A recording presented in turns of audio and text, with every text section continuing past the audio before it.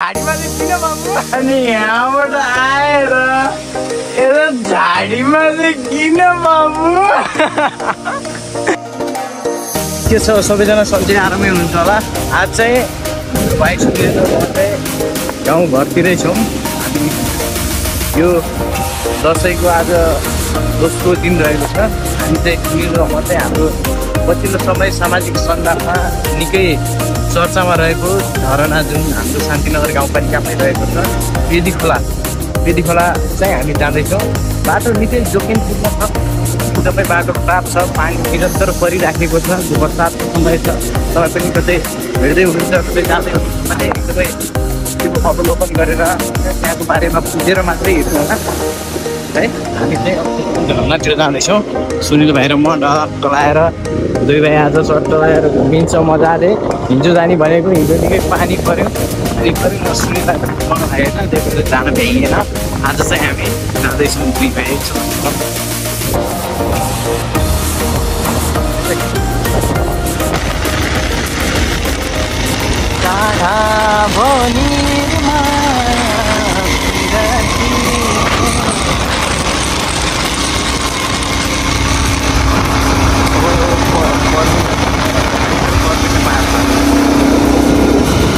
बाटो निकै अप्ठ्यारो छ है। बाटो अप्ठ्यारो भए पनि हामी दुई भाइ चट्ट आज माथि पुगिन्छ है गाइज। त्यो भएपछि बल्ल रमाइलो हुनुपर्छ छ आज। विशेष भिडियो विशेष त्यो चाहिँ रातिभरि स्कुल छ, राति यता आउने पूर्वतिर आएपछि किन भन्छ बाटो फेरि पुरै पिच हो कि यतातिर होइन। हामी चाहिँ अफरोडबाट आएको, उताबाट गएपछि अलिक पिच छ, थोरै अफरोड पर्छ, तर यतातिर चाहिँ पिच छ है। ट्याक लगाएर यता अलि अफरोड छ, उता चाहिँ पिच छ अलि। यताबाट चाहिँ पुरै अफरोडमा जानुपर्छ, उताबाट चाहिँ पिच छ, उता जुम्ले कुलाबाट।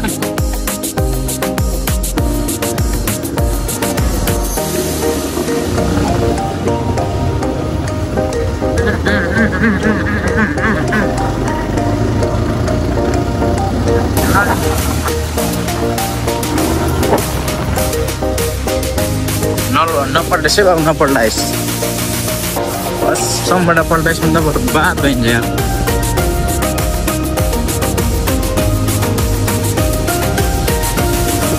पुरै हिलाम्ने बाटो यो बाटोमा यस्तोमा है, यसरी छ बाटो। गाह्रो छ नेपालमा। हिजोदेखि निरन्तर पानी परिरहेछ नेपालमा भन्नाले अब स्पेसल्ली केही प्रदेशहरूमा मजाले पानी परिरहेछ। पानी पर्ने प्रदेशमध्ये लुम्बिनी प्रदेश पनि पऱ्यो, सो त्यस कारण पानी परिरहेको छ। हामी चाहिँ जाँदैछौँ झरना। एउटा शान्तिनगर गाउँपालिकाको पछिल्लो समय चर्चामा रहेको झरना पनि हो, जुन जसले गर्दा हाम्रो शान्तिनगर गाउँपालिकाबाट पनि चिनाउन सक्छ। सो त्यसैले हामी दुई भाइ आज के छ त त्यहाँ भनेर यसो अवलोकन गर्न जाँदैछौँ। तपाईँहरूलाई पनि देखाउँछौँ, शान्तिनगर गाउँपालिकालाई पनि चिनाउँछौँ। झरनाले गर्दा शान्तिनगर गाउँपालिका चिन्ने एउटा मौका पनि रहनेछ तपाईँहरूलाई। यो निकै रमणीय, निकै रहर लाग्दो ठाउँ रहेको छ भन्ने कुरा सुनिसकेपछि हामी चाहिँ आएका छौँ। प्रायः जस्तो धेरै मान्छेहरू यता घुम्न जानुहुन्छ। आज के छ भनेर हामी पनि गइदिउँ न त, हाम्रै गाउँठाउँमा रहेको झरना भनेर चाहिँ हामी दुई भाइ ट्याक्क जाँदैछौँ।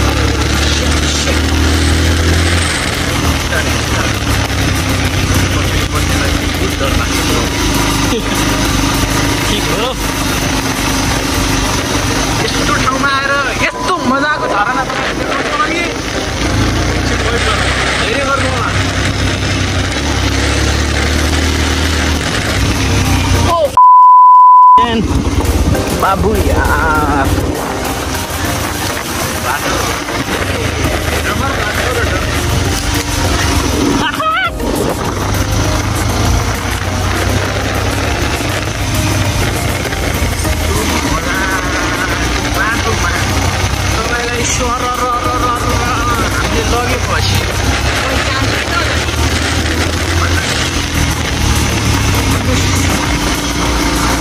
बिस्तारो पानी एकदमै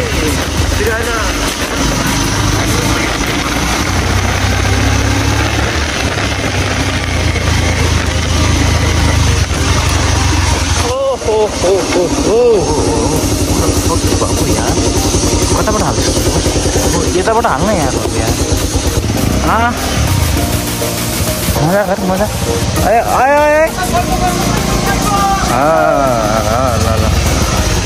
ल राइट ल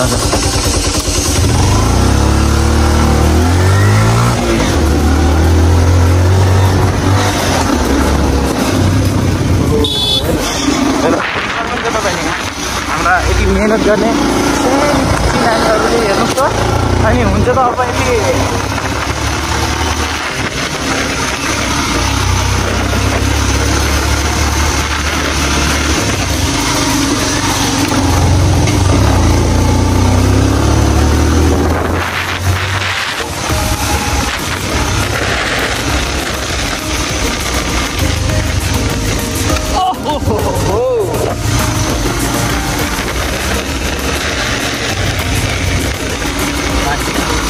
बाटो पत्तासँग कहाँ कि जाने हो त बाटो त मान्छे हुने पुगिहाल्यो एउटा बाघखोर हुँ जाने नि भन्नु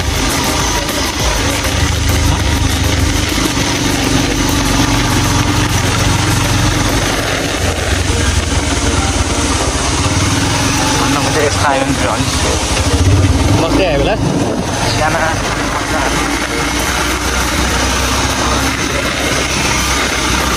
नआउनु त होला लाउने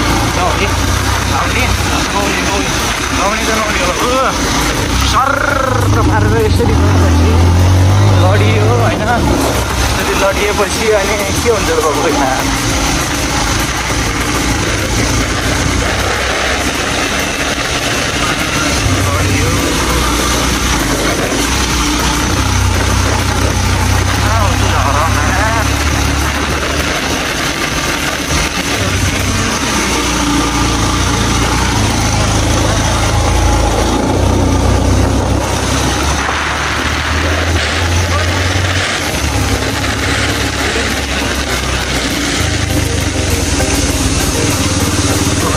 जङ्गलमा आइयो हल्का काट्यो त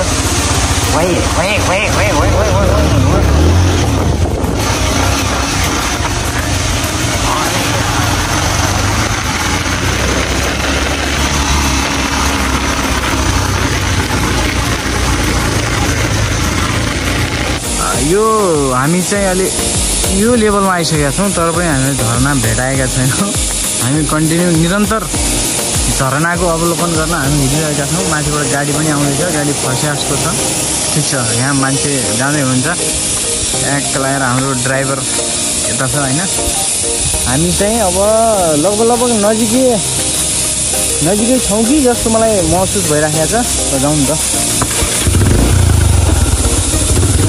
नजिकै रहे जस्तो महसुस भएको छ अनि तपाईँलाई स्पेसल्ली हामीले ड्रोन सट पनि देखाउनेछौँ है त्यो झरनाको ड्रोन सट हामी तपाईँलाई देखाउनेछौँ हामीसँगै निरन्तर अन्तिमसम्म हामीसँगै रहनु होला हामीले फ्लग मजाले सबै कुराहरू हामीले मजाले अवलोकन गरेर बुझेर तपाईँहरूलाई मजाले देखाउनेछौँ सो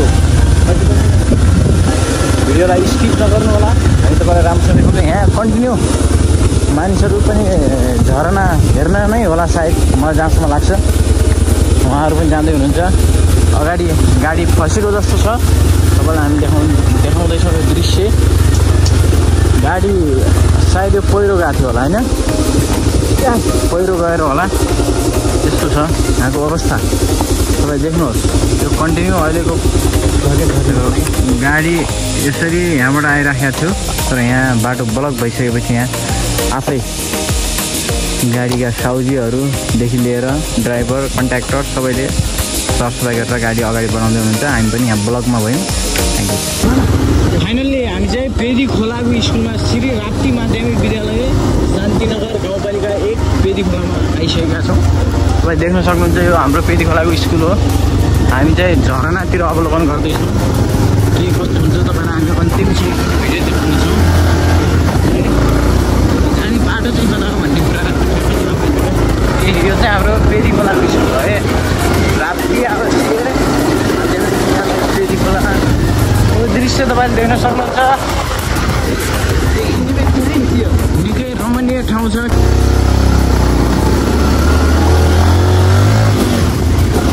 बिस्तारै बाटो निकै अप्ठ्यारो छ है। Wow beautiful. देख्न सक्नुहुन्छ माथितिर कति राम्रा राम्रा पहाडहरू रहेका छन्। मजाले अवलोकन गर्न सक्नुहुन्छ घरमै बसेर।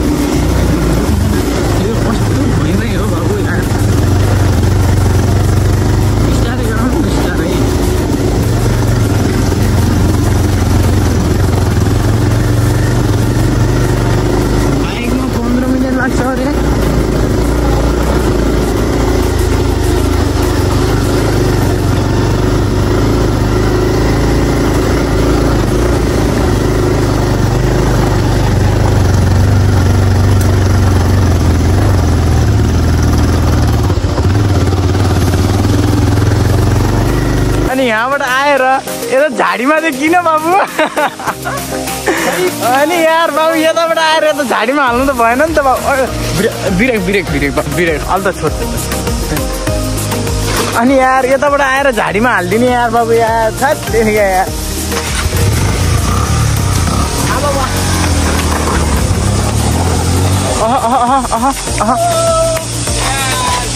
गाडी यार ल ल खै हान्छ। अरे ल जा त। ओ ओ ओ ओ ओ ओ बाबु बाबु बाबु हो। अनि यार बाबु यार गाह्रो बनाइदियो नि त यार मलाई यार। साथीहरू गाह्रो छ गाह्रो छ। फाइनली गाइस हामी चाहिँ झरना पुगिसकेका छौँ।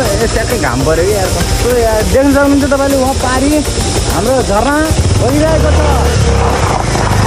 अनि हाम्रो बाबुले चाहिँ बाइक भित्र हाल्छु मलाई घर मान्दैन भन्छ। भित्र हाल्छु भन्छ हाल हाल भने मैले फेरि के भन्नु भने हामी भाइ हालिदिन्छु भन्छ मान्दैन। के गर्नु गाह्रो छ मलाई गाह्रो छ।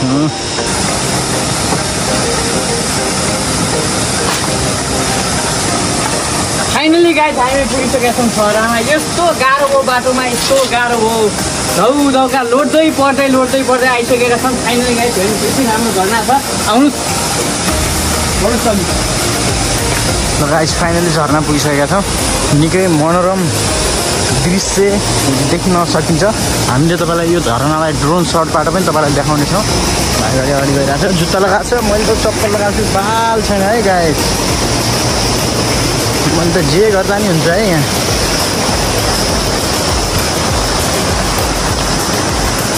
फाइनली तर यो झरना चाहिँ ठिक छ। तर यहाँ आउने कतिपय पर्यटकहरूले स्थानीयहरूले यसको संरक्षण गर्नलाई होइन यहाँ आउने यतिका फोहोरहरू सबै व्यवस्थापन गर्न चाहिँ मलाई एकदमै जरुरी जस्तो लाग्छ होइन। यहाँ आएर हामीले नै यो संरक्षण गर्ने हामीले नै हो। सबैजना मिलेर शान्तिनगरवासी कोही एउटा मुटु पनि हो होइन, जसले गर्दा चाहिँ हाम्रो शान्तिनगर गाउँपालिकालाई चिनाउने गर्दछ। र पछिल्लो समय निकै चर्चामा रहेको यो झरना तपाईँ देख्न सक्नुहुन्छ। यहाँ यतिका फोहोरहरू छ होइन, यो फोहोर चाहिँ यो व्यवस्थापन गर्नुपर्छ होइन सुनिल? यो खाएर जताभावी फोहोर यो बियरका क्यानहरू यसो नफालिदिनु होला, घुम्न आउने मान्छेले पनि यसो नगरिदिनु होला। निकै फोहोर भइसकेको रहेछ। यो थोरै समय भयो तर यसरी हेर्नुहोस् तपाईँले यो सिसाहरू यसरी फुटालिदिनु भयो भने कोही नखाने, कोही घुम्न आउने बाह्य पर्यटकहरूलाई पनि असर पर्न सक्छ। उहाँहरूले त्यो सन्देश लिएर जानुभयो भने हाम्रो शान्तिनगर गाउँपालिकालाई नकारात्मक दृष्टिकोणले हेर्ने त्यो पनि हुनसक्छ। सो त्यसैले सबैजनाले सरसफाइमा पनि प्लिज ध्यान दिनु होला है त।